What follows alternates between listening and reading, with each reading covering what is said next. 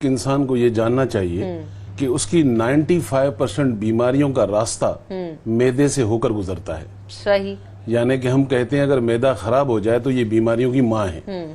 تو سب سے نمبر 1 کہ آپ لائف سٹائل جو ہے اس پر غور کریں. اگر آپ لائف سٹائل غور نہیں کریں گے, اس کو بدلیں گے نہیں, تو ڈاکٹر آپ کی دوائیاں بدلتا رہے گا. صحیح. سب سے پہلے اللہ تعالیٰ کا نظام دیکھیں کہ باڈی کنیکٹڈ ٹو سولر ہے. سورج نکلتا ہے تو معدہ کہتا ہے مجھے لکڑی پتھر دو میں ہضم کروں. ہم پاکستانی اکثر چائے پاپے دے رہے ہوتے ہیں. سورج ڈوبنے کے بعد آپ کا معدہ 80% کام نہیں کرتا, ہم کڑھائی پیزا کھا رہے ہوتے ہیں. بحث الگ ہے کہ باہر کا کتنا کھانا ہے, گھر کا کتنا کھانا ہے. یہ لوگ جانتے ہیں کہ باہر ہمیں کیا ملتا ہے اور گھر میں کیا ملتا ہے, لیکن آپ کو ان چیزوں کو زیادہ اوائڈ کرنا چاہیے جو بیکری آئٹم کہلاتے ہیں, جو بہت سارے سویٹس ہوتی ہیں, آرٹیفیشل سویٹس ہم کھا رہے ہیں. پھر ہم جو مارکیٹ سے مسالوں سے لے کر جو چیزیں لاتے ہیں ان میں وہ کیمیکل ہوتے ہیں جو ان کی زندگی کو زیادہ بڑھا دیتی ہیں. یعنی کہ ایک چیز پتہ ہے فروزن فوڈ ہے, وہ 2-3 دن میں خراب ہونا ہے, اس میں ایسا کیمیکل ضرور ہوگا کہ اس کو 6 مہینے زندہ رکھے. اب لائف ہماری ایسی ہو گئی کہ ہم زیادہ تر وہ چیزیں کھا رہے ہوتے ہیں. تو کھانے پہ آپ نے خیال تو بہت رکھنا ہے. اچھا, اس کے بعد پھر ہمارا جو سیکنڈ مسئلہ ہے, سب سے بڑا مسئلہ, ہم کھانا کھا کر نوالے کو پھینک دیتے ہیں نیچے.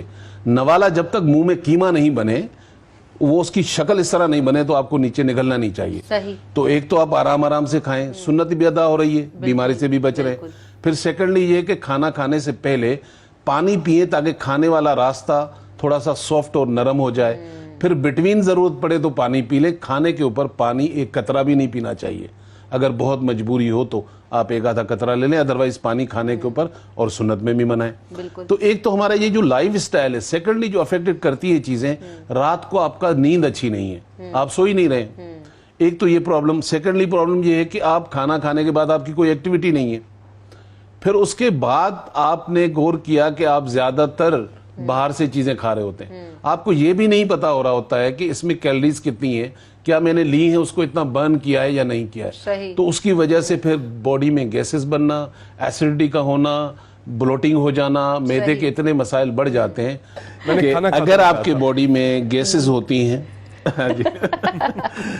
جب آپ کو یہ پرابلم ہو جائے کہ آپ کی گیسٹرک پرابلم بڑھ رہی ہے, آپ کی برننگ ہو رہی ہے, اور آپ کے اندر کھانا کھانے کے بعد رات کو جلن ہو رہی ہے, ایسی تمام صورت کے لیے گھر میں ایک میجک چورن بنائیں. صحیح. گھر میں بنائیں گے تو 200 روپے میں بنے گی, اگر پیسے زیادہ ہوں تو مجھ سے منگا لیجئے گا. صحیح. اچھا, اس میں ڈالنا کیا ہے, آپ نے اجوائن آپ نے لینا ہے 1 ٹیبل اسپون. ٹھیک ہے. پھر اس کے بعد آپ نے زیرہ لینا ہے 1 ٹیبل اسپون. پھر اس میں آپ نے سونف لینا ہے 1 ٹیبل اسپون. یہ 3 چیزیں ہو گئی. چوتھی چیز ڈالنے جگہوں میں آدھی چمچی میتھی دانے کا پاؤڈر, اور اس میں آدھا چمچ ٹی اسپون جو ہے کالا نمک. یہ آپ کی میڈیسن تیار ہے, آپ جتنی بنانا چاہیں ملٹیپل کرتے رہیں. اس کو مکس کر کے آدھی چمچی صبح شام لے لیں. تو یہ معدے کی بہترین چورن ہے, اور آسانی سے آپ اپنے گھر میں بنا سکتے ہیں. اور اگر کوئی نہیں بنا سکے تو ہمیشہ میں اسے کہتا ہوں میں تو ہوں. نمبر 1 تو آپ, میں نے کہا نا, جتنی بیماریاں 95% ریشو بتایا اس کا تعلق معدے سے.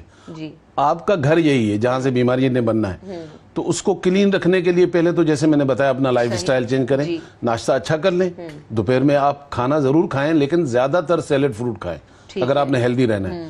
گھر میں سے 3 چیزوں کو نکال دیں. ایک سفید چینی کو نکال دیں, ایک فارمی مرغی کو نکال دیں, اور گھر میں سے تیل نکال دیں. سرسوں کا تیل لیں, رائی کا تیل لیں, یا پھر آپ جو مونگ پھلی ہے اس کا تیل لے لیں. یہ ہیلدی تیل ہے, اور آپ یقین کریں میرے گھر میں بچے بڑے شوق سے کھاتے ہیں, اور ان کے ذائقے بھی بڑے اچھے ہیں. تو آپ ان کیمیکل سے منیمم جتنا اپنی ذات کو بچا سکتے ہیں وہ تو بچائیں. پھر سیکنڈلی اگر آپ کو اس طرح کی پرابلم ہے تو مارکیٹ میں ایک ہربل کسی بھی شاپ سے مل جائے گی, جرمن کیمومائل, یہ پھول ہے. اچھا, جرمن کیمومائل اگر مانگیں گے تو تھوڑا مہنگا ملے گا. اس کو اردو میں بولیں گلے بابونا, تو سستا ملے گا. ہماری قوم امپریس ہوتی ہے نا انگریزی سے, تو گلے بابونا آپ بھی امپریس کرنے کے سارے طریقے جو ہے نا وہ آزمائیں. گلے بابونا آپ لے لیں, اور گلے بابونا کا طریقہ یہ ہوگا کہ روزانہ دن میں, جیسے آپ گرین ٹی پیتے ہیں, آپ 1 کپ پانی کا رکھیں گے, اس میں تھوڑا سا گلے بابونا ڈالیں گے, 2 سے 3 جوش آ جائیں گے تو وہ قہوہ بن جائے گا. آپ اس کو چھان کر پھیکا پینا چاہیں, میٹھا پینا چاہیں, it's up to you. Green tea metabolism کو بھی جو ہے نا وہ ریگولیٹ کرتی ہے, اچھی ہے جن لوگوں کو ایشوز رہتے ہیں. جی بالکل اچھی ہے, اور 2 دفعہ پینی چاہیے. چائے والی دودھ پیے لیکن اس میں دودھ کم رکھیں. ٹھیک ہے. اور سیکنڈلی دودھ جب بوائل کریں اس کے اوپر ملائی ہٹا دیں, کیونکہ اس سے پھر اور مسائل پیدا ہوتے ہیں. ہمارے ایک بڑا مسئلہ ہے کہ ہم اپنے بچوں سے محبت کرتے ہیں اور اس محبت میں وہ جو مانگتا ہے اسے منگا کے دے دیتے جی بالکل. میں اپنے گھر کی مثال دے رہا ہوں, میرا بچہ اسے آئس کریم بڑی پسند ہے, جی میں نے اسے روزانہ آئس کریم کھلانی ہے, لیکن کھلاتا کیسا ہوں, موسم کا پھل لیتا ہوں, اس کو بالکل گرائنڈ میں پیسٹ بنا کر اس کی آئس کریم کی ڈبی میں ڈال کر فریج میں ڈال دیتا ہوں, میرا آدھا مسئلہ تو وہ فروٹ کھا رہا ہوتا ہے آئس کریم کی جگہ, تو آپ کر سکتے ہیں. تو کہنے کا مقصد اسے وہ چیزیں نہ دیں خدا را جو آپ باہر سے زیادہ تر منگاتے ہیں, لائٹ کھانا دیں, اچھا دیں, فروٹ دیں. سیکنڈلی اگر خدا نہ خواستہ اس کو گیسٹرک ایشو رہتا ہے, آدھا کپ پانی اٹھائیں, آدھی چمچی سونف دیں اور اس کو بوائل کریں, 3-4 جوش آنے کے بعد یہ ٹھنڈا کر کے چمچ کے ساتھ 2-4 دفعہ دن میں پلا دیں, اس سے گیس نہیں بنے گی. یہ جو سونف وغیرہ کے پانی جو برانڈز کے بھی ملتے ہیں, وہ بھی لے سکتے ہیں, وہ بھی دے سکتے ہیں, بچوں کا وہ بھی لے سکتے ہیں, لیکن آپ گھر میں بنا رہے ہیں, مجھ سے لینے کی کیا ضرورت ہے. اچھا سیکنڈلی پھر اگر آپ کانسٹیپیشن ہو جائے, بند کرنے آئے, اچھا کانسٹیپیشن اگر بن جائے بچوں کو, صحیح, تو اس میں 3 آئل لے لیں. ٹھیک ہے, ایک آئل آپ زیتون کا لے لیں, یعنی کہ اولیو آئل لے لیں, دوسرا ایک بادام کا لے لیں, تیسرا کیسٹر لے لیں. تینوں ہم وزن ہونے چاہیے, تینوں کو مکس کر لینے. بچوں کی کانسٹیپیشن کی دوائی ہے, 1 چمچی دودھ میں ڈال کے دے دیں, ڈاکٹر عیسیٰ کی ضرورت نہیں پڑے گی.